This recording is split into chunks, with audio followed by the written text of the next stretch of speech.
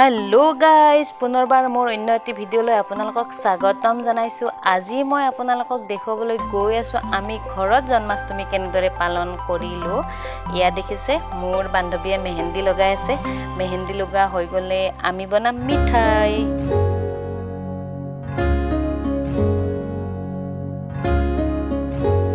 আৰু ইয়া চাওক আমি মিঠাই বনাই আছো। ইয়াত মাত্ৰ গাখীৰ আৰু চেনি ব্যৱহাৰ কৰিছো। ৰেচিপিটো আপোনালোকক পিছত দিবলৈ যত্ন কৰিম বাৰু। আজি অলপ ততাতয়াকৈ বনালো যেহেতু জন্মাষ্টমীও হয়। আৰু এয়া আমি এনেদৰে চুৰিৰে কাটি ললো আৰু যিখিনি বাৰু হাতেৰে শেপ দি ললো।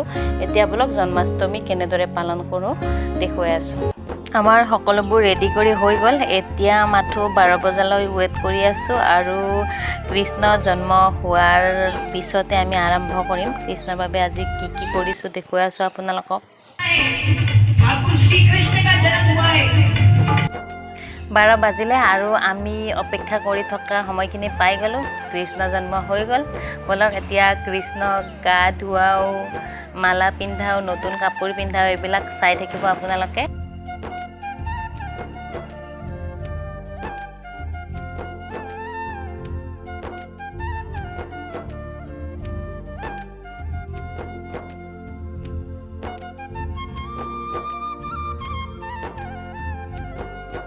কৃষ্ণজীৰ পুৰণি কাপোৰ চেঞ্জ কৰি দিয়া হল আৰু এতিয়া গা ধুৱা হ'ব গাখীৰ আৰু পানীৰে। তাৰ পিছত নতুন কাপোৰ পিন্ধাব লাগিব।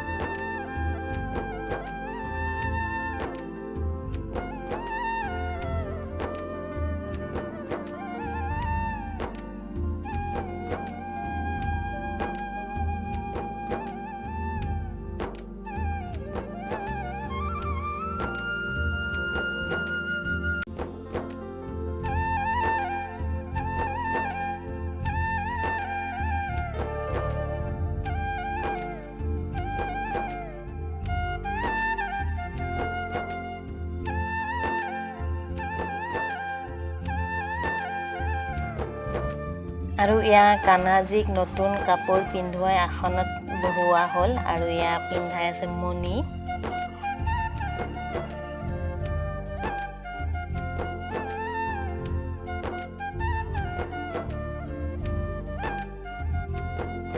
আৰু ইয়া কৃষ্ণক পিন্ধোৱা হল জেনেও, অসমীয়াত যিটো কয় লগুণ। লগুণ পিন্ধুৱাই দিয়া হল আৰু এয়া পিন্ধোৱা হল মুকুট।